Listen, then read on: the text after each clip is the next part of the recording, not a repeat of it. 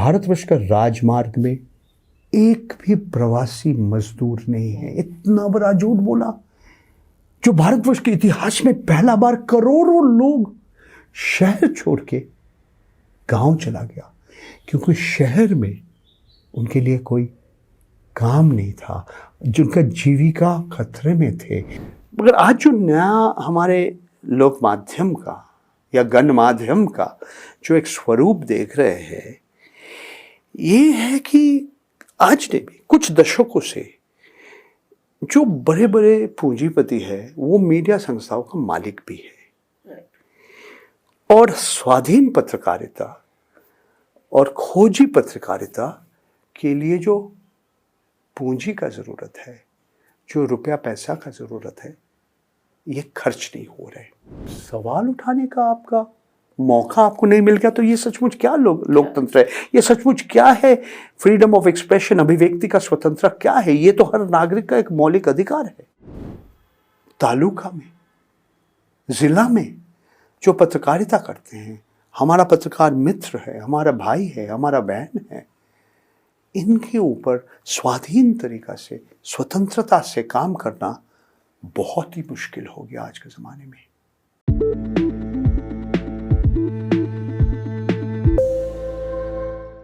नमस्कार. इंडी जर्नलच्या in focus कार्यक्रमामध्ये मी अभिषेक भोसले आपल्या सर्वांचं स्वागत करतो. या कार्यक्रमामध्ये आपण विविध क्षेत्रातील मान्यवरांसोबत सखोल चर्चा करण्याचा प्रयत्न करतो. ते ज्या क्षेत्रामध्ये काम करतायत ते काम समजून घेण्याचा प्रयत्न करतो. आणि असेच आज एक पाहुणे आपल्यासोबत इंडी जर्नलच्या स्टुडिओमध्ये आहेत. नामवंत पत्रकार, लेखक, डॉक्युमेंटरी मेकर परंजय गुहा ठाकुरता आज आपल्या सोबत आहेत. सर, आपलं इंडी जर्नलमध्ये स्वागत. नमस्कार अभिषेक जी. आपका दर्शक को मैं पहले से माफ़ी मांग रहा हूँ, मराठी भाषा मुझे मालूम नहीं है, तो आपके साथ मैं हिंदी में बात करूँगा. हिंदी भी मेरे लिए मेरा तीसरी भाषा है. मेरा मातृभाषा बंगला है और मैं काफ़ी काम किया अंग्रेज़ी में. यस, ज़रूर सर. इंटरव्यू को शुरू करने से पहले हम परंजय सर को थोड़ा उनके काम के बारे में जानने की कोशिश करेंगे. वो बेसिकली बिजनेस जर्नलिज्म में काम करते हैं, फाइनेंशियल इश्यूज पे लिखते हैं, करप्शन, नेचुरल रिसोर्सेज, इसके ऊपर वो पिछले 20 सालों से लिखते आ रहे हैं. मैं एक बार रोकूं आपको? बिजनेस के साथ साथ अर्थव्यवस्था, राजनीति और लोक माध्यम, मीडिया, ये विषय के ऊपर मैं छात्र हूँ, मैं स्टूडेंट हूँ, ये सारे विषय के ऊपर. उन्होंने जो किताबें लिखी उसमें जो जिक्र करना चाहिए, जो महत्वपूर्ण किताब है उसमें gas wars, sue the messenger, thin dividing line, loose pages and the real face of Facebook. इसमें की जो दो किताबें हैं, गैस वॉर्स और the real face of Facebook in India, ये मराठी में भी अनुवादित हुई है, जो उपलब्ध है, जिसे आप पढ़ सकते हैं. उसी के साथ वो डॉक्यूमेंट्री मेकर भी है. उन्होंने blood ion, coal curse, the great Indian telecom robbery, इस तरह की ये डॉक्यूमेंट्री उन्होंने बनाई है. तो सर, हम शुरू करेंगे आज की जो परिस्थिति है हमारे देश की इकोनॉमिक फ्रंट पे जो चल रहा है, फाइनेंशियल फ्रंट्स पे, कि एक कन्फ्यूजन दिखाई देता है सामान्य लोगों के मन में कि अरे एक तरफ विरोधक जो opposition parties, they are saying कि अनएम्प्लॉयमेंट नहीं है, महंगाई बढ़ रही है, उसका डेटा वो देने की कोशिश कर रहे हैं. पर दूसरी तरफ सरकार बोल रही है कि नहीं, ये तो नहीं है, हम विकास कर रहे हैं, हम विश्व गुरु बनने की कोशिश कर रहे हैं, हम विकास के बहुत उच्चले हिस्से पे अभी पहुंचने की कोशिश कर रहे हैं.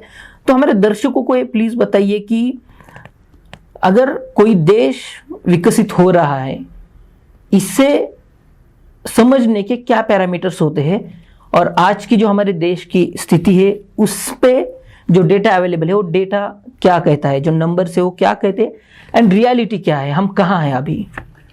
धन्यवाद अभिषेक, आपने ये सवाल हमें उठाया. मगर ये जो विषय है अत्यंत महत्वपूर्ण है, मगर साथ साथ जटिल भी है, और इसको सरल भाषा में 2-4 शब्दों में समझाना और समझना आसान नहीं है.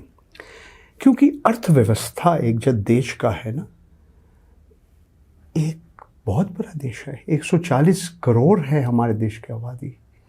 जो सत्य में है आजकल वो नहीं कह रहे कि अच्छे दिन आएंगे। हमारे माननीय प्रधानमंत्री जी प्रधानमंत्री बनने के पहले उन्होंने एक वादा किया था कि विदेश से जो स्विस बैंक में सारा जो काला धन है हम वापस ले आएंगे और हर गरीब परिवार को 15 लाख रुपया दे देंगे। आज उस विषय के ऊपर दोबारा नहीं कहते हैं। 2016 नवंबर में हमारे माननीय प्रधानमंत्री ने कहा था नोटबंदी काला धन खत्म कर देते हैं। नोटबंदी हमारे जो आतंकवादी है जो फर्जी नोट का इस्तेमाल करते हैं उसका बंद हो जाएगा सारे काम। आज भी मोदी जी और मोदी जी के साथ जो है इस विषय के ऊपर खामोश है। उन्होंने कहा था कि हमने पूरा विश्व को खाद्यान्न देंगे, गेहूं देंगे। आज वो खामोश है और हम विदेश से गेहूं आयात करेंगे। हमारे माननीय प्रधानमंत्री दिया पूरा विश्व को हम वैक्सीन देंगे। आज वो भी बात नहीं हो रहे हमारे जीडीपी कितना बढ़ेगा। मतलब जीडीपी बढ़ने से कि भाई गरीबी कम हो जाता है। जीडीपी बढ़ने से ऐसा भी हो सकता है कि सबसे अमीर जो व्यक्ति है उसका संपत्ति का कीमत बढ़ जाता है, मगर जो गरीब है और जो गरीबी रेखा के नीचे है उसका नंबर भी बढ़ जाता है। हमारे देश का ये एक असंतुलन है। इस विषय के ऊपर बातचीत नहीं हो रहा है। हमारे देश में जो बेरोजगारी है, जो युवाओं हैं, आज आपने देखा भारत सरकार घोषणा की अग्निवीर के बारे में और किस तरह से हमारे देश का युवाओं बस चला दिया, ट्रेन चला दिया। और कहाँ पे? ऐसे राज्य में जहाँ बीजेपी सत्ते में थे, बिहार में, उत्तर प्रदेश में, हरियाणा में। आज भारतवर्ष के युवाओं के लिए सबसे बड़ा मुद्दा है रोजगार। ये भारतवर्ष की 140 जो हमारे देश की जो जनसंख्या है, लोक संख्या, क्योंकि 2021 का जो जनगणना होना था वो अभी हुई नहीं है, कोरोना के लिए नहीं हुई है। 1881 के बाद पहला बार ये जनगणना टाइम तक नहीं हुई। देखिए आने वाले समय होंगे, मगर हमें इतना एक अनुमान है कि 140 करोड़ जो भारतवर्ष की आबादी है इसमें आधा के आसपास 26-27 साल का उम्र उनका कम है। यानी कि भारतवर्ष में युवाओं बहुत है और हमारे सामने युवाओं के सामने सबसे बड़ा समस्या है रोजगार। भारत सरकार का आंकड़ा नहीं आया अभी तक, बहुत देर करके आंकड़ा है। एक निजी संस्था है CMIE, centre for monitoring Indian economy, वो कह रहे हैं कि जहां पे आज बेरोजगारी है 40-45 साल में हमने कभी नहीं देखा। 40% लोग रोजगार ढूंढना बंद कर देंगे। क्या करेंगे? मोदी जी ने कहा था ना एक बार, पकोड़ा बना के बेच दीजिए, उसके सामने और कोई रास्ता नहीं है। तो एक है गरीब और अमीर के बीच जो दुराई, ये बढ़ चुका है। दूसरी रोजगार।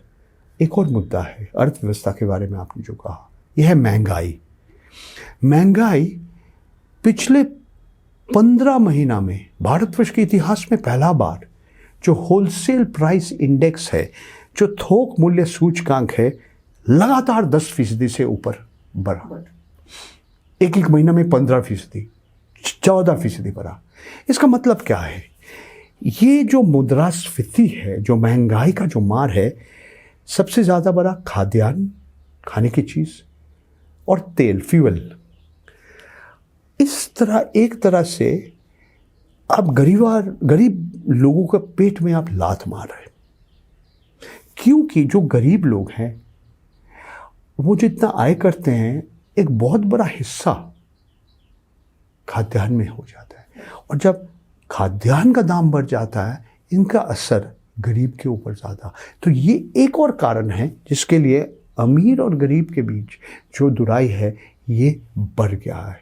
मैं ऐसे नहीं बोल रहा हूं rich are getting richer, poor are getting poor, the gap between the rich and poor ये बढ़ गया बहुत। कोरोना काल में हमारे देश में सबसे जो अमीर व्यक्ति है उनका संपत्ति का कीमत पागल की तरह बढ़ गया, और जो गरीब है बहुत लोग गरीबी रेखा के नीचे चला गया। और आप आश्चर्य हो जाएंगे, 31 मार्च 2021 हमारी ये सरकार का हिम्मत है झूठ बोलना।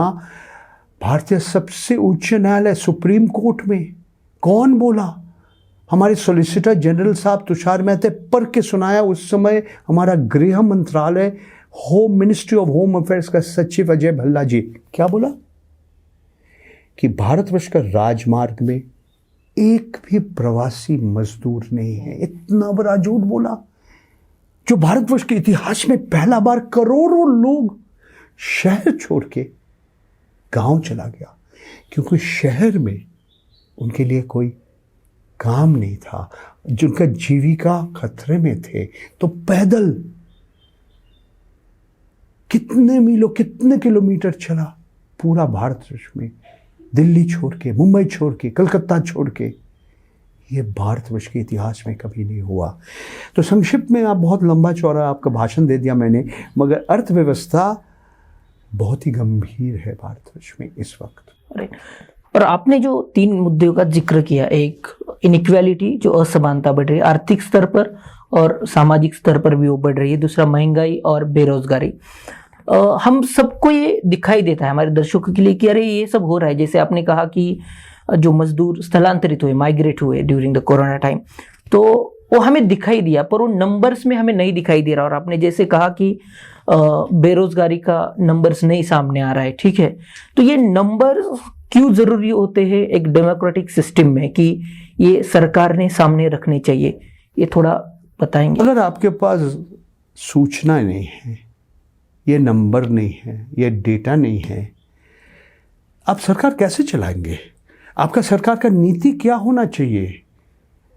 आप अगर लोगों को मदद करने चाहेंगे तो आपका नीति का रास्ता क्या होना चाहिए? ये बिना सूचना से आप कैसे करेंगे? मगर सरकार ये सारी सूचना देने के लिए तैयार नहीं है।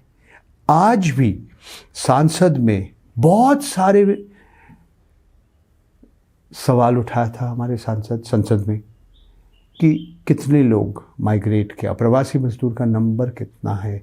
आपने अचानक रात 4 घंटा नोटिस दे के आपने मार्च महीना में पूरा देश को लॉकडाउन कर दिया।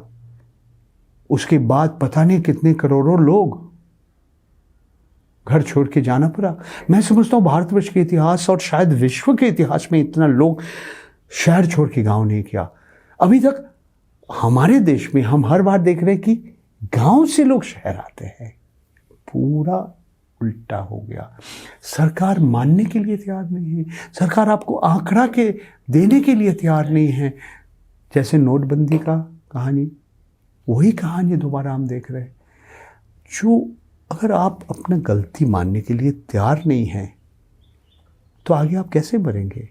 तो अत्यंत दुख के साथ मैं कह रहा हूँ, हमारी सरकार हमारे जनता जनार्दन के सामने, हमारे आम आदमी लोग के सामने जो सूचना है नहीं मिल रहे उनके पास। सर, आपने जो कहा कि सूचनाओं का जो प्रसारण ठीक से होना चाहिए वो नहीं हो रहा है, वही नंबर्स के साथ हो रहा है, तो इससे जो परिणाम सामान्य लोगों पे हो रहा है वो तो हो ही रहा है, पर इसका परिणाम जो उद्योग है, भारतीय अर्थव्यवस्था है, उस पे भी हमें दिखाई दे रहा है, जो पॉलिसी लेवल पे है।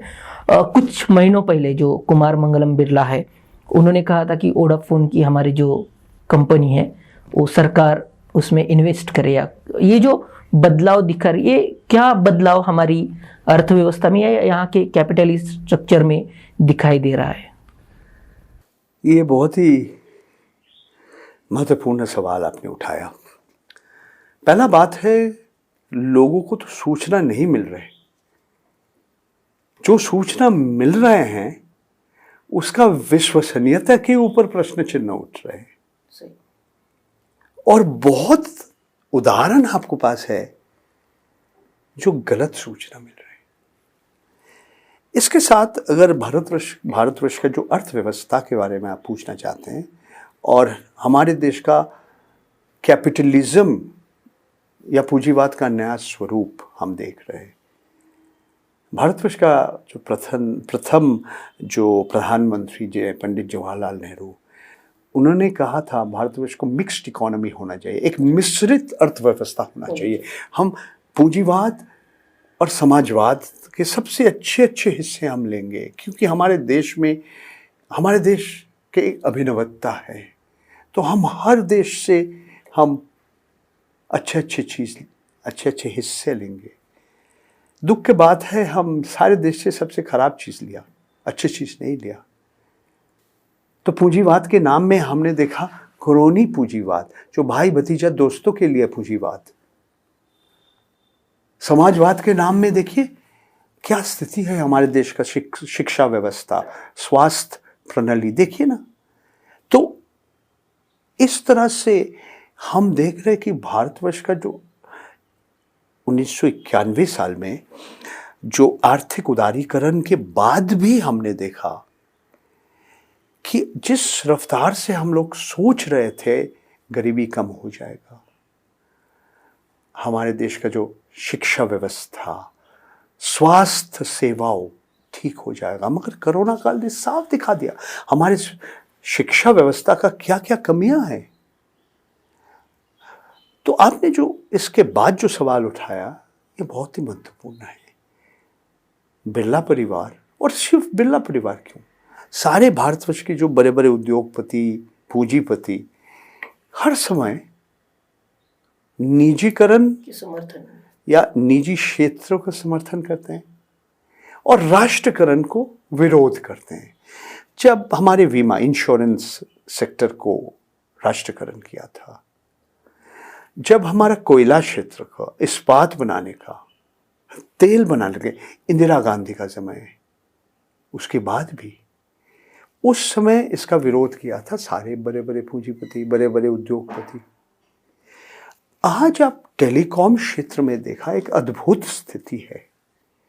जो हमारे देश में बहुत जाने माने पूंजीपति है, कुमार मंगलम बिरला जी है, जो वोडाफोन आइडिया का एकदम शीर्ष में है। वो देखा क्या हो गया हमारे देश में, कंपटीशन का नाम में डुओपोली हो गया, दो ही कंपनी बच गया। एक है आपका आरजीओ, रिलायंस जियो, और एक है सुनील भारती मित्तल जी का एयरटेल, और तीसरी कंपनी का जगह ही नहीं है उनका कंपनी जैसे आइडिया, वोडाफोन। तो उन्होंने सरकार को निवेदन किया, एक सुप्रीम कोर्ट का राय आया था, एजीआर जजमेंट बोलते हैं, एडजस्टेड ग्रॉस रेवेन्यूज का जजमेंट। ये जजमेंट के बाद वोडाफोन आइडिया और सारे कंपनियों के ऊपर बड़ा एक बोझ आया कि बहुत पैसा सरकार को देना पड़ेगा। तो बिरला जी ने निवेदन किया सरकार को, सर मेरा कंपनी डूब जाएगा, आप क्या चाहते हैं, टेलीकॉम सेक्टर में दो ही चाहते हैं, आप चाहते हैं कि हमारा कंपनी, इसका हमारा सिर पानी के ऊपर रहे। अगर आप चाहते हैं, इतने हजारों हमारे कर्मचारी हैं, इतनों हजारों लोग को हम नौकरी दे रहे हैं, अगर हम नहीं चाहते हैं कि ये हमारा कंपनी डूब जाए, आपके सामने क्या रास्ता है, आप हमारा कंपनी में निवेश कीजिए, या हमारा कंपनी जो सरकारी कंपनी है, बीएसएनएल भारत संचार निगम लिमिटेड, एमटीएनएल महानगर टेलीफोन, इसमें निवेश कीजिए। सो बहुत ही एक अद्भुत स्थिति में हम लोग है कि जो पूंजीपति है वो कह रहे कि हमारा कंपनी को राष्ट्रीयकरण करो, और वही हुआ। आज वही हुआ कि सरकार ने आज वोडाफोन आइडिया कंपनी में सबसे बड़ा निवेशक है और शेयर होल्डर है। राइट। और ये बदलाव आप जैसे पत्रकार दर्शकों के सामने बता रहे हैं, यही बात आपने, आपकी जो किताब थी गैस वॉर्स जो थे, उसमें आपने इसका सूचित किया था कि ये बदलाव हमारी अर्थव्यवस्था में शायद दिखाई देंगे, जो मोनोपोली बन जाएगी वही नेचुरल रिसोर्सेज जो है उसमें हो रहा है। ठीक है, तो ये मोनोपोली जो स्ट्रक्चर है ये हमें कहाँ ले जाएगा? इस ये मोनोपोली है, और मोनोपोली के साथ साथ ओलिगोपोली है कि कुछ कंपनी पूरा एक अर्थव्यवस्था का एक एक क्षेत्र में नियंत्रण कर रहे हैं। और मैं ये समझता हूं ये जनहित में नहीं है, आम उपभोक्ता आम नागरिक के लिए नहीं है। हमारे जैसे टेलीकॉम क्षेत्र एक किस रफ्तार से बढ़ रहा है आप जानते हैं। हम नहीं चाहते कि दो कंपनी का मोनोपोली होना चाहिए, डुओपोली होना चाहिए। आपने गैस वॉर्स का जिक्र किया। गैस वॉर्स अभी लगभग 8.5 साल हो गया, 2014 में हमने प्रकाश किया। और हमारे दर्शकों को ये भी बता दें कि गैस वॉर जो किताब है वो मराठी में भी आई है, यूनिक ने प्रकाश किया। तो मेरा कहना है उस समय विषय और कुछ था। वो किताब में एक चीज साफ हमने लिखा था कि ये जो कृष्णा गोदावरी का तट में जो प्राकृतिक गैस है ये दो भाई का संपत्ति नहीं है, ये पूरा हर नागरिक का संपत्ति है। और सरकार को ऐसा पारदर्शिता का साथ ऐसे नियंत्रण करना चाहिए कि ये आम आदमी को फायदा मिले। और हमने किताब में लिखा कि ये दो भाई का जो झगड़ा चल रहा है इसके कारण ये नहीं है कि टीना जी और नीता जी एक दूसरे से दोस्ती नहीं है। मेरा कहना है कि झगड़ा था कि देश का प्राकृतिक जो संसाधन है, जो नेचुरल रिसोर्स है, इसके ऊपर कौन कब्जा करेंगे, कौन क्या दाम होना चाहिए, किस तरह से इसका नियंत्रण होना चाहिए, किस तरह से इसका प्रबंधन होना चाहिए, ये सब विषय के ऊपर। तो आज हम लोग एक तरीका से क्रोनी पूंजीवाद, यानी पूंजीवाद जो अपने दोस्तों के लिए, भाई भतीजा के लिए, से और भी खराब स्थिति में हम पहुंच गए कि कुछ पूंजीपति पूरा चलाने चाहते देश का जो बुनियादी ढांचा है, जो इंफ्रास्ट्रक्चर है, उसके ऊपर नियंत्रण कर रहे हैं। और हमारे सरकार जो है, जो मोदी जी का सरकार जो 8.5 साल देश चला रहे, वो तो एकदम उनका अंधविश्वास है निजीकरण में कि सरकार कुछ भी ठीक नहीं कर सकता है और निजी कंपनी ठीक कर। यही व्यक्ति एक समय कहा था मिनिमम गवर्नमेंट मैक्सिमम गवर्नेंस। और आज हम देख रहे, जो हम चुनाव के पहले भी देखा, चुनाव का बाद भी देख रहे, जो लाभार्थी है, सरकार किस तरह से गेहूं बांट रहे हैं, चावल बांट रहे हैं, चने की दाल बांट रहे हैं, रसोई गैस का सिलेंडर दे रहे, लोगों का खाता में पैसा दे रहे। मैं नहीं कह रहा हूं ये खराब है। आज एक विवाद चल रहा है, फ्री बीज क्या है। अरे बाबा, फ्री बीज क्या है? गरीब को आप चावल दे रहे, गेहूं दे रहे और चने का दाल दे रहे, आप फ्री बी कहने चाहते हैं जो भूखा रहते हैं? आप शिक्षा देने चाहते हैं मुफ्त में, ये आप फ्री बीज कह रहे? आप बिजली देने चाहते हैं, फ्री बीज? ये एक बहुत बड़ा एक विवाद है। एक साइड आप निजीकरण कर रहे, साथ साथ आप कह रहे हैं हम फ्री बीज नहीं पसंद करते।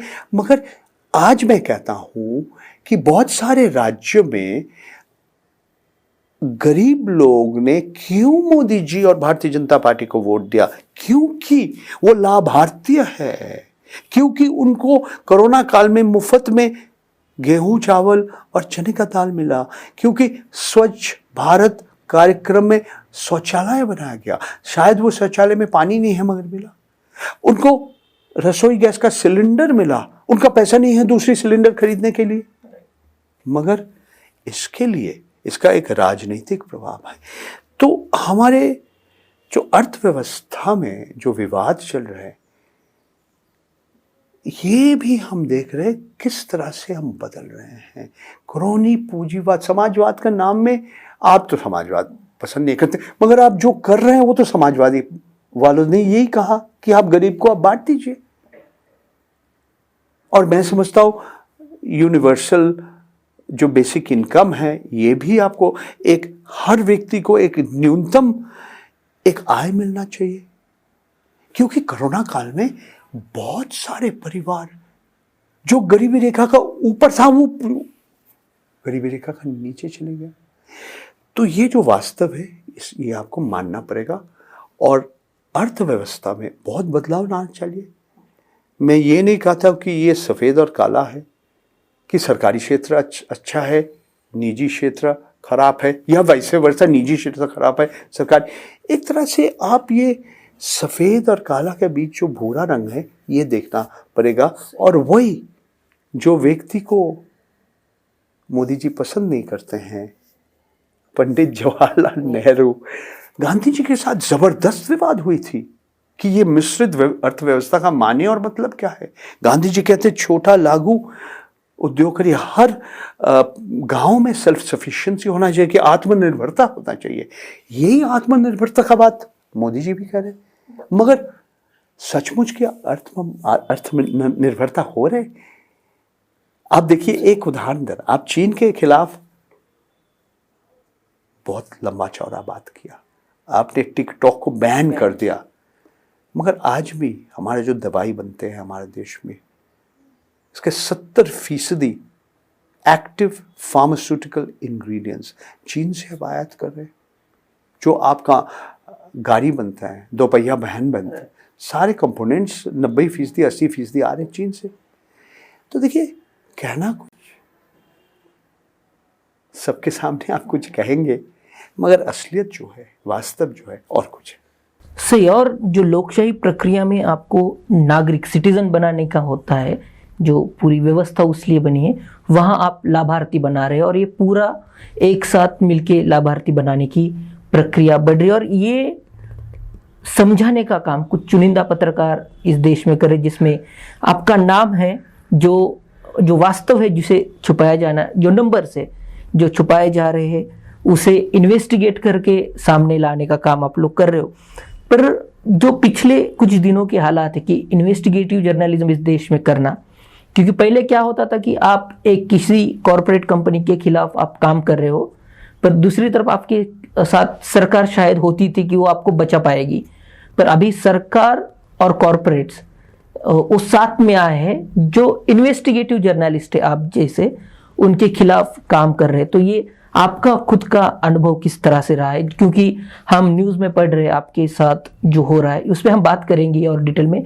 पर ये जो इन्वेस्टिगेटिव जर्नलिस्ट है, इनके साथ जो हो रहा है, इसको आप किस तरह से देखते हैं?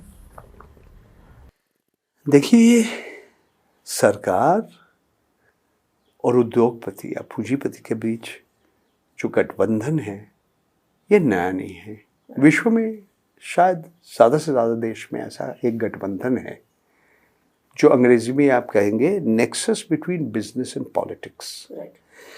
मगर आज जो नया हमारे लोक माध्यम का या गण माध्यम का जो एक स्वरूप देख रहे हैं, ये है कि आज ने भी कुछ दशकों से जो बड़े बड़े पूंजीपति है, वो मीडिया संस्थाओं का मालिक भी है।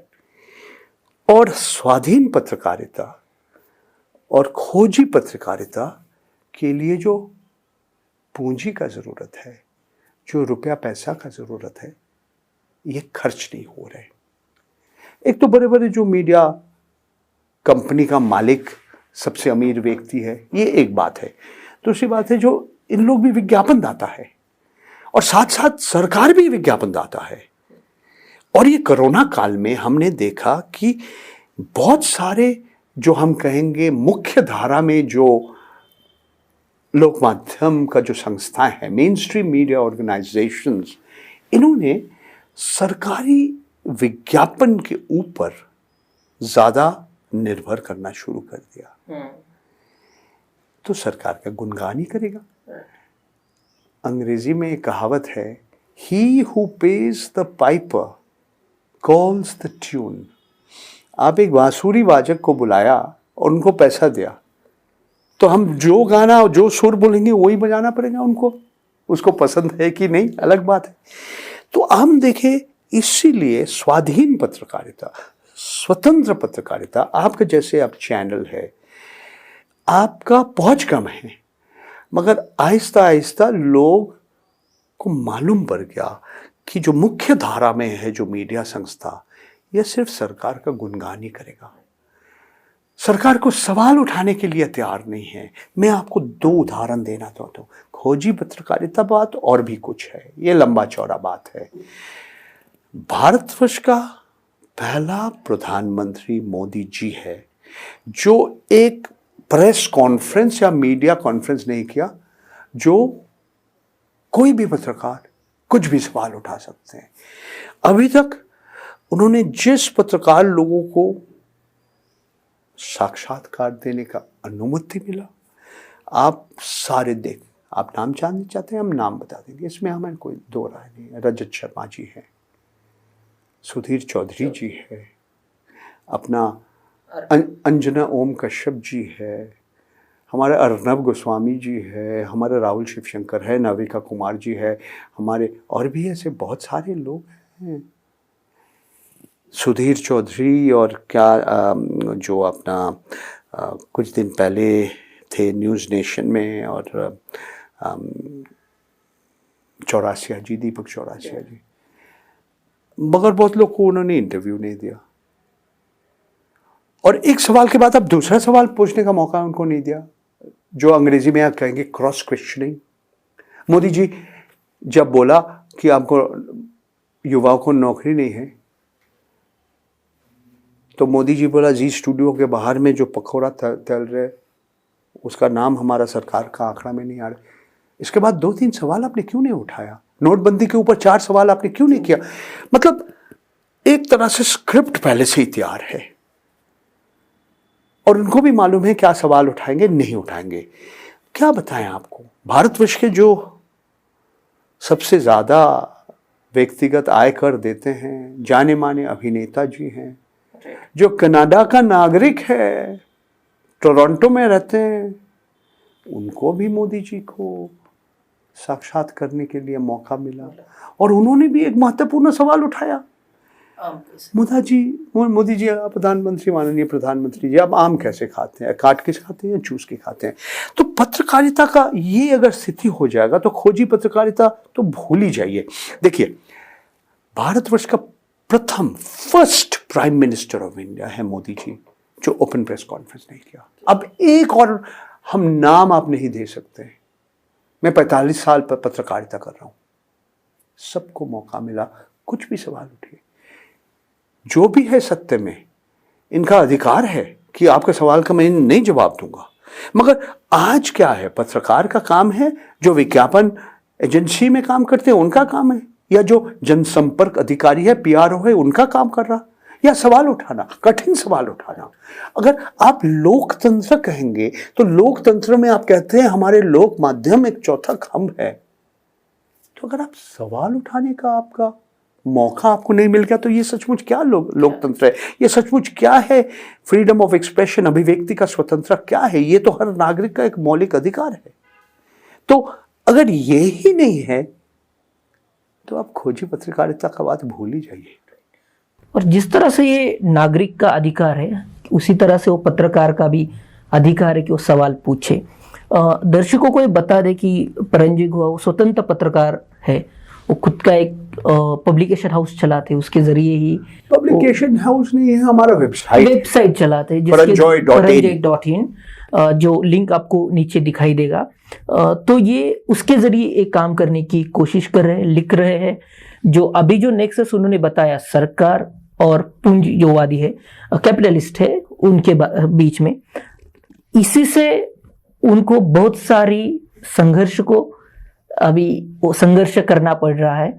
सर, आप ये पूछना चाहते, हमने पढ़ा है कि आपके खिलाफ तकरीबन 7 डिफेमेशन और अलग अलग केसेस आपके खिलाफ है। उसमें से बहुत सारे केसेस जो कोल किंग है हमारे देश के, उनके तरफ से शायद हमने पढ़ा है हर बार। उसी बाद आपने जो रिपोर्ट ईपीडब्ल्यू में लिखा था, उसके बाद शायद आपको ईपीडब्ल्यू छोड़ना पड़ा। ये हमने सुना है, पढ़ा है। जो हमारे महाराष्ट्र के दर्शक हैं उनको आप थोड़ा डिटेल में बताएंगे कि ये पूरा मसला क्या था, और क्या इस वक्त किस तरह से फेस कर रहे हैं, क्या चुनौतियों को आपको इसमें सामने जाना पड़ रहा है इस पूरे इसमें, कि दैट इज बिकॉज 7 केसेस किसी एक पत्रकार के खिलाफ होना, जो अलग अलग स्टेट में होंगे, शायद उनको फेस करना, और आप एक स्वतंत्र मैं पहले आपको सच्चाई क्या है, 6 केस है और 7 सीधा नहीं घूम फिर के आ रहे हैं।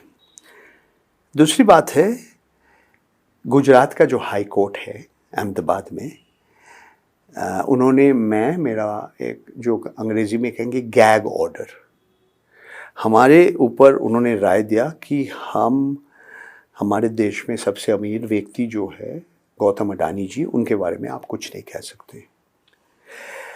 तो इसीलिए मैं हमारे खिलाफ जो केसेस चल रहे हैं वो आप पढ़ सकते हैं। मुंद्रा में 2 है, हाई कोर्ट ऑफ गुजरात में 3 चल रहे हैं, दिल्ली में 1 चल रहा है, आप गूगल करके पढ़ सकते हैं।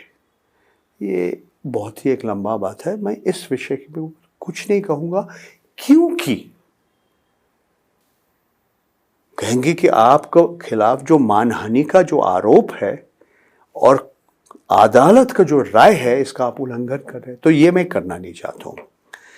मैं सिर्फ इतना कहना चाहता हूँ, देखिए मेरा व्यक्तिगत सवाल आप जब ने किया, मैं जवाब दूंगा आपको। इससे पहले जो वकील मुकेश अंबानी जी, अनिल अंबानी जी की कंपनी के उन्होंने एंगेज किया था कुछ वकील, उन्होंने हमारे खिलाफ ये गैस वॉर्स के बाद, प्रकाश करने के बाद 4 बार कारण दिखाओ नोटिस हमें दिखाया, legal notice, show cause notice. तो हमने जवाब दिया। सुब्रतो रॉय जो सहारा ग्रुप का हेड में है, जो हमारे जैन परिवार है, Sameer Jain, Vineet Jain, times of India group में, उन्होंने भी एक बार हमारे खिलाफ एक वकील का चिट्ठी हमें दिया। ऐसे और भी उदाहरण हैं सर, बहुत प्रेम पत्र मिला मेरे को जीवन में, मगर एक ही व्यक्ति का कंपनी हमें अदालत ले गया। तो इसीलिए मैं इस विषय के ऊपर खामोश हूं। मैं सिर्फ इतना कहना चाहता हूं कि जिस तरह से 100 साल पुराने एक कानून है हमारा भारतीय दंड नीति में, वो है सेडिशन, राष्ट्रद्रोह, देशद्रोह, और भी बहुत सारे हमारे कानून हैं।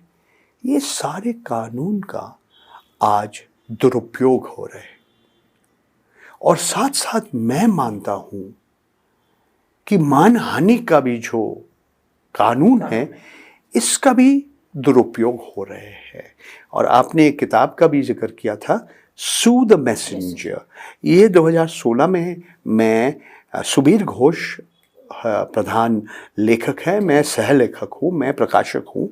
इसमें बहुत सारे हमने उदाहरण दिया है किस तरह से ये कानून का दुरुपयोग हो रहे हैं। तो मेरा कहना ये है, देखिए जो हमने अभिव्यक्ति का स्वतंत्र की बात किया, संविधान में आर्टिकल 19(1)(a), हर नागरिक का ये मौलिक अधिकार है, मगर साथ साथ एक है 19(2) जो reasonable restrictions on the right to free speech. ये रीजनेबल रिस्ट्रिक्शन यानी कि युक्तिगत जो प्रतिबंधन है, ये क्या है? आप कानून व्यवस्था, पब्लिक ऑर्डर, सार्वजनिक व्यवस्था, सॉवरेंटी, देश का अखंडता, friendly relations with other countries, public order, sovereignty, ये सारे विषय के ऊपर प्रतिबंधन है। समस्या क्या है? समस्या ये है कि कौन कहेगा क्या रीजनेबल है या नहीं रीजनेबल है, क्या युक्तिगत है या नहीं है। आपका इलाका का गुंडा बोलेगा, आपका थाना का हवलदार बोलेगा, या हम आपका इंस्पेक्टर जनरल ऑफ पुलिस कहेंगे, या भारतवर्ष का सबसे उच्च न्यायालय का चीफ जस्टिस कहेंगे। समस्या यही है कि कानून को किस तरह से आप देख रहे, किस नजरिए से देख रहे, किस तरह से लागू कर रहे। सिद्दीक कप्तान, उन्होंने तो रिपोर्ट भी नहीं किया। लगभग 2 साल होने वाले हैं, ये 5 अक्टूबर 2 साल होगा, जेल में है, उन्होंने रिपोर्ट भी नहीं किया। आप बोला कि उनका एक संपर्क है एक आतंकवादी संस्था से। मोहम्मद जुबैर, आपने मालूम है वो क्या सच है क्या झूठ है, वो भी देशद्रोही बन गया या क्या? यही सवाल मैं उठा रहा हूँ। नुपुर शर्मा, तो आपने उसको हटा दिया पद से, मगर उसको तो आप जेल नहीं डाला ना। तीसरा सितालवाद, वो भी पत्रकार है, ठीक है। गौतम नवलखा भीमा कोरेगांव केस में, वो भी पत्रकार है। और भी उदाहरण है। और जो छोटे शहर में, ग्रामीण इलाका में,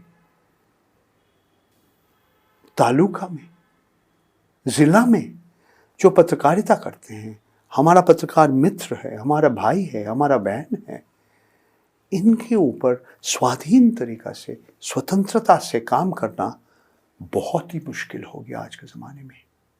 और ये मैं अत्यंत दुख के साथ कह रहा हूँ।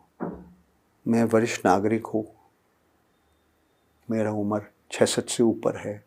मैं 45 साल पत्रकारिता में इतना गंभीर स्थिति आपातकालीन समय के बाद पहला बार देख रहा हूँ।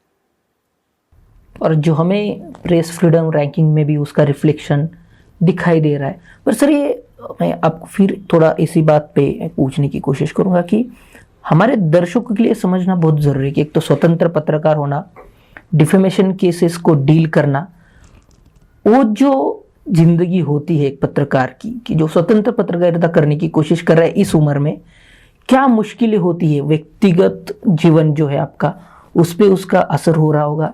देखिए, हमारे खिलाफ एक बार एक NBW, नॉन बेलेबल वारंट, बिना जमानत का एक आदेश आया। तो जब आदेश आया, मेरा वकील साहब ने कहा, भैया घर में मत रहो और कहीं रह जाओ कुछ दिनों के लिए, जब तक हम उच्च न्यायालय से आपका ये जो कोर्ट का राय है, और बोले एकदम गैर कानूनी है। इसका असर पड़ा मेरा पूरा परिवार के ऊपर। मेरा बीवी घबरा गया। उनका मानसिक स्थिति क्या हुआ था आप समझ लीजिए। हमें 9 दिन घर का बाहर रहना पड़ा। हमारे एक दोस्त के घर में रहा, हमारे एक रिश्तेदार के पास एक रात रहा। वो बोला, भैया चलो और कहीं चले जाओ, तो मैं और कहीं चला गया। मेरा बेटा, मेरा बेटी, मेरा बहन जो विधवा हो गया, उनका स्वामी कोरोना काल में उनका मृत्यु हो गया। इन सब के ऊपर क्या असर पड़ा। तो जो हमारे खिलाफ, मैं जानबूझ के नाम नहीं कर रहा हूं, जो आपका दर्शक देखने चाहेंगे, गूगल करके सब आपको सवाल मिल जाएगा, आपका सवाल का जवाब आपको मिल जाएगा। तो मेरा व्यक्तिगत जीवन में तो असर पड़ता है, बहुत जबरदस्त असर पड़ता है। और आपका जो एक और सवाल आपने किया, पत्रकारिता, अलग अलग पत्रकार होते हैं। आपका और सवाल है, क्योंकि ये मैं आखिरी सवाल का जवाब मैं दे दूंगा, ये जो कहना है मेरे को अभी। दर्शकों को बता दें कि ये सिर्फ इस लेवल पे नहीं हो रहा है। जब भारत में पेगासस स्पाईवेयर का पूरा इशू सामने आया, तो उसमें परंजय गुहा सर, जो उनका भी नाम सामने आया था कि उनके फ़ोन पे निगरानी रखी गई, स्पाईवेयर का, पेगासस स्पाईवेयर का इस्तेमाल किया, और उन्होंने जो संघर्ष वो पेगासस की केस सुप्रीम कोर्ट तक लेके गए। पर सर, जो उस केस के साथ हुआ, एक तो आपका एक्सपीरियंस और पेगासस के बारे में जो कुछ चीज़ें सामने आई, सरकार ने उसे मानने से इनकार किया, बाहरी देशों में इस पे इन्वेस्टिगेशन शुरू हुआ, ये पूरे मसले को आप किस तरह से देखते हैं? मैं समझता हूँ ये जो पेगासस जो स्पाईवेयर है, विश्व में इतना खतरनाक स्पाईवेयर कभी नहीं हुआ। आपके फ़ोन के अंदर घुस जाएगा, आप फ़ोन बंद रखिए फिर भी घुस जाएगा, आपके सारे बात सुन सकते हैं, सारे मैसेजेस पढ़ लेंगे। ऐसा स्पाईवेयर हमने कभी नहीं देखा। और मैं समझता हूँ ये विश्व समाज के लिए बहुत ही खराब, इसको ख़त्म होना चाहिए, बैन होना चाहिए, क्योंकि इसका दुरुपयोग करना बहुत आसान है, और ये लोकतंत्र को कमज़ोर कर देते हैं, निजता को कमज़ोर करते हैं, और अभिव्यक्ति का स्वतंत्रता भी कमज़ोर करते हैं। कमज़ोर क्यों, कभी कभी ख़त्म कर देते हैं। आपने बिल्कुल ठीक कहा। फ्रांस में, हंगरी में, मैक्सिको में, मोरक्को में, दक्षिण अफ्रीका में, हर जगह में सरकार जांच चला रही। इजराइल में जहां पे ये सॉफ्टवेयर बना, वहां पे भी जांच चल रही। हमारे सरकार में हमारे माननीय सॉलिसिटर जनरल तुषार मेहता जी सुप्रीम कोर्ट को बताया कि हम आपको हाँ या ना नहीं कह सकते हैं। अगर मैं कहा हाँ या ना, सर क्या सवाल था कि आप भारतवर्ष के कोई सरकारी संस्था ने ये पेगासस का जो सॉफ्टवेयर है, स्पाईवेयर है, ये खरीदा कि नहीं, यही सवाल है। आप हाँ बोलिए या ना बोलिए। बोला नहीं कहेंगे क्योंकि राष्ट्रीय सुरक्षा का बात होता है। तो देखिए आज के दिन आपका रिकॉर्डिंग चल रहे है, आज है हमारा 22 तारीख, हमारे माननीय चीफ जस्टिस और कुछ दिन है अभी, उन्होंने एक समिति गठन किया था।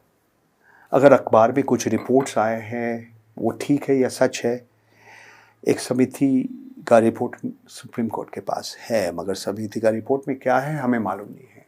हाँ, मैं तो पिटिशनर हूँ, मैं समिति ने हमें बुलाया गया तो मैं उनके साथ गया, 1 घंटा 10 मिनट हमारे से बहुत सारे सवाल उठाया, मैंने भी स्टेटमेंट दिया, उन्होंने भी सवाल उठाया। आपका दर्शक देख सकते हैं क्योंकि ये सारे ऑनलाइन में हैं, आप ये लिंक उनको दे सकते हैं। सरकार क्या करेंगे या नहीं करेंगे हमें मालूम नहीं है। मैं सरकार नहीं हूँ, मैं सुप्रीम कोर्ट नहीं हूँ। सुप्रीम कोर्ट का चीफ जस्टिस रमन्ना जी क्या करेंगे नहीं करेंगे, मगर उन्होंने ये समिति अपॉइंट किया गया। इसके हेड में है एक रिटायर्ड जज of the supreme court justice Ravindran, इसमें 3 टेक्निकल मेंबर्स हैं, इसमें एक research and analysis wing RNAW wing के फॉर्मर हेड है आलोक जोशी जी, और भी लोग हैं, 6 मेंबर का समिति है। हमें उठाया, मेरा फ़ोन एक बार नहीं, अलग अलग जगह में, कनाडा से शुरू करके कलकत्ता और दिल्ली में एक बार नहीं, वहाँ पे हमें 5 बार इसका फॉरेंसिक एग्जामिनेशन हुआ था। हमें कनाडा का सिटीजन लैब उन्होंने बोला कि हाँ कॉम्प्रोमाइज़ हुआ था मार्च अप्रैल मई 2018। हमें पूछा गया आप क्या कर रहे थे, तो मैंने बोला हमारा फेसबुक के ऊपर जो किताब है उन पे कुछ आर्टिकल्स आ रहे थे। ये भी बताया कि हमारे जो धीरूभाई अंबानी जी, उनका जो संपत्ति विदेश में थे वो क्या हो गया, आयकर विभाग क्या आ रहा है, ये पढ़ सकते हैं, आपका जो दर्शक है पढ़ सकते। ये मई 2018 में प्रकाश किया न्यूज़ क्लिक में, carving up a business empire through tax havens the Ambani way, ये है टाइटल, तो आप पढ़ सकते हैं। तो पेगासस मैं समझता हूं अगर ये पूरा बैन नहीं होगा विश्व में, क्योंकि ये दुरुपयोग होता है, और अमेरिकी सरकार भी ये इसको ब्लैकलिस्ट कर दिया।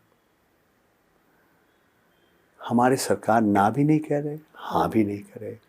अगर किसी ने खरीदा हमें मालूम नहीं है, ये ऑफिशियल पोजीशन है। देखिए समय बताएंगे, इस विषय के ऊपर लंबा चौड़ा बात हो सकता है। पेगासस के बारे में एक और चीज़ है कि पेगासस के साथ सर जुडिशियरी का भी मुद्दा आ रहा है कि नहीं, जुडिशरी ने कोर्ट ने अपॉइंट किया समिति, नहीं, उसी के साथ आपके जो डिफेमेशन की केसेस है पेगासस वाला थी, और अभी जो कुछ केसेस जुडिशरी में न्याय व्यवस्था में आ रहे हैं, ये कुछ इस तरह लोगों में मैसेज जा रहा है कि अरे जुडिशरी की जो क्रेडिबिलिटी, विश्वासार्हता है, उस पे सवाल उठाए जाए, इस तरह की पॉसिबिलिटी तैयार हो रही है। बिल्कुल नहीं, पॉसिबिलिटी क्यों, बहुत सारे भूतपूर्व जज है, रिटायर्ड जजेस है, कपिल सिब्बल जैसे व्यक्ति हैं, बहुत सारे इन्होंने स्टेटमेंट दिया है, बहुत सारे जजमेंट के ऊपर लोग बहुत दुखी हैं, आज नहीं कुछ सालों से। अब आप देखिए ये आपका वो जाकिया जाफरी का केस देखिए, आप prevention of money laundering act देखिए, महाराष्ट्र विधान सौदा वाला एक्ट, ये बहुत सारे सवाल हैं। तो लोग, आपने बिल्कुल ठीक कहा, सबसे उच्च न्यायालय के ऊपर जो भरोसा था, हिमांशु कुमार वो छत्तीसगढ़, सोनी सोरी, जो आम आदमी का जो भरोसा था, जो विश्वास था कि हमको और कहीं नहीं न्याय मिलेगा, तो एकदम सुप्रीम कोर्ट में मिलेगा। मैं एक भारतीय नागरिक होके, और मैं बहुत गर्व से बोलता हूँ मैं भारतवर्ष का नागरिक हूँ, और मेरा देशभक्ति किसी ने सवाल नहीं उठा सकते हैं। मैं बोलता हूँ, मैं अत्यंत दुख के साथ बोलता हूँ कि आज आम आदमी का जो भरोसा था हमका सबसे उच्च न्यायालय सुप्रीम कोर्ट के ऊपर, ये दिन के दिन खत्म हो रहे हैं। और मेरा उम्मीद है कि मैं जो आपसे कह रहा हूँ ये ठीक नहीं है, ये गलत है। I would like to be proved wrong. Right. दर्शकों के लिए एक चीज़ जो हम इस जो बात कर रहे हैं इससे आगे लेके जाते हुए जस्ट आखिरी सवाल कि परंजॉय गुहा इनकी नई किताब आ रही है which is about the Rafale deal. सरकार ने उसे नकारा है, उसकी कोर्ट हियरिंग्स हुई। ना ये सरकार, ये किताब अभी तक आया नहीं भैया। आ रहा है राइट आने वाली है किताब। पर जो राफेल का पूरा जो कंट्रोवर्सी हुआ कि उसमें हमने देखा कि क्या चीजें हुई, तो हम सर से पूछना चाहेंगे कि सर ये किताब लिखने का मकसद क्या था? आपकी एक पहले छोटी किताब आई थी फ्लाइंग लाइज नाम की, मुझे याद है। ये बड़ा किताब का नाम भी वही है राइट। तो ये पूरा किताब क्या है ये बताइए। देखिए, बहुत लंबा किताब है, अंग्रेजी में 550 के ऊपर है। इसमें बहुत सारे डॉक्यूमेंट है, इसमें क्रोनोलॉजी है, इसमें बहुत जो व्यक्ति राफेल का जो जिस तरह से सरकार खरीदा इसको समर्थन करते हैं, जो विरोध करते हैं, सबके सारे जो सूचनाएं, ये किताब का लेखक है रवि नायर। मैं उनके साथ मदद किया, मैं को ऑथर हूँ, और ये मेरा उम्मीद है कि जल्दी आएंगे। ये मैं प्रकाशक हूँ। उम्मीद है मेरा कि सितंबर अक्टूबर में ये किताब हो जाएगा। ये हिंदी में भी आएंगे और अंग्रेजी में भी आएंगे, और पता नहीं एक दिन शायद मराठी में भी आएंगे। तो मैं आपका दर्शक को निवेदन करूँगा कि हमारी जो वेबसाइट है paranjoy.in, वहाँ पे जाने से ये मिल जाएगा उनको जब प्रकाश होगा। इसमें क्या है, लोगों को पढ़ना पड़ेगा। अगर एक ये विषय के ऊपर, एक घोटाला के ऊपर 500 से ज़्यादा पन्ना ये किताब का है। मैं एक चीज़ कहना चाहता हूँ। आप भारतवर्ष के पत्रकारिता के बारे में बहुत सवाल उठाया। ये पूरा विश्व के पत्रकारिता के बारे में आप भी पूछा सकते हैं। ये जो दक्षिणपंथी राजनीति जो चल रहे हैं, जो तानाशाही चल रहे हैं, सिर्फ भारतवर्ष में नहीं, अलग अलग देश में भी चल रहे हैं, बहुत सारे कारण के लिए। और पत्रकारिता भी अलग अलग देशों में और हमारे देश में भी कमज़ोर हो गए, क्योंकि अलग अलग पत्रकार है। जैसे अलग अलग कुत्ता होता है, एक तरह कुत्ता बोलते हैं वॉच डॉग्स। आपका रात का 4 बजे कोई चोर आपके घर के अंदर घुसने का कोशिश किया तो भौंकना शुरू कर देते हैं, आपको जगाता है, जगा देते हैं। तो ये बोलते हैं पत्रकार, जो खोजी पत्रकार है, स्वाधीन पत्रकार, ये समाज का वॉच डॉग्स है। मगर चोर को पता नहीं है कि कुत्ता को सिर्फ भौंकना आता है, उसका दांत ही नहीं है, मगर काम तो हो गया आपका। एक और तरीका का कुत्ता होता है जो हम कहते हैं लैप डॉग्स। जैसे गोदी मीडिया, वो गोदी में बैठते हैं आपका कुत्ता, चुपचाप रहते हैं, पूंछ हिलाते हैं। और अगर गोदी कोई जाने माने राजनेता, कोई बड़े सरकारी अफसर, कोई बड़ा मिलिट्री जनरल, कहीं कोई बहुत बड़ा कोई पूंजीपति या कॉर्पोरेट घराने का चेयरमैन या मैनेजिंग डायरेक्टर, या कोई बड़ा अपराधी है, कोई माफिया बॉस है, तो कुत्ता एकदम खामोश रहता है, सिर्फ पूंछ हिलाता है। आप उसको यू स्ट्रोक इट जेंटली। तो इनको कहते हैं गोदी लैपडॉग जो कहते हैं। एक और तरीका का कुत्ता होता है जो हम कहते हैं वॉच डॉग्स। जो व्यक्ति ठीक तरह से नहीं देखते हैं, उसको सड़क पर पार करने का मदद करते हैं ये कुत्ता। कस्टम्स डिपार्टमेंट के पास जो नशीली वस्तु जहाँ पे है उसको सूख के निकाल देते हैं। स्विट्ज़रलैंड में सेंट बर्नार्ड्स का कहानी शायद आपका दर्शक ने सुना होगा। तो अब किस तरीका का पत्रकारिता आप चाह रहे हैं? यही सवाल जो हमारे अल्प उम्र का जो युवाओं हैं, जो आज सोच रहे हैं कि हम पत्रकार बनने चाहते हैं, तो ये सोच लीजिए आप किस तरह का पत्रकार बनने चाहते हैं। या आप विज्ञापन एजेंसी में काम करना चाहते हैं, या आप जनसंपर्क अधिकारी बनने चाहते हैं। ये मन स्थिर कर दीजिए, क्योंकि ये अलग अलग प्रोफेशंस है, अलग अलग डिसिप्लिन्स है। और अभिषेक जी, मैं धन्यवाद देना चाहता हूँ, आपने इतना समय, इतना लंबा चौड़ा बात किया, और आपका सारे इंडी जर्नल का दर्शक को भी मैं स्वागत कर रहा हूँ, नमस्कार कर रहा हूँ। और आपने जो बात कही कि हम ये सवाल हमारे दर्शकों पे ही छोड़ देंगे कि आपको किस तरह की पत्रकारिता चाहिए, जिस तरह से परंजय गुहा काम कर रहे उसी तरह से हम इंडी जर्नल एक इंडिपेंडेंट जर्नलिज्म पे भरोसा रखते हैं। इसलिए आप हमें हमारी वेबसाइट, हमारे यूट्यूब चैनल को लाइक करें, शेयर करें, उसे सब्सक्राइब करने की कोशिश करें और इंडी जर्नल की इंडिपेंडेंट पत्रकारिता को सपोर्ट करें। धन्यवाद सर। थैंक यू, नमस्कार।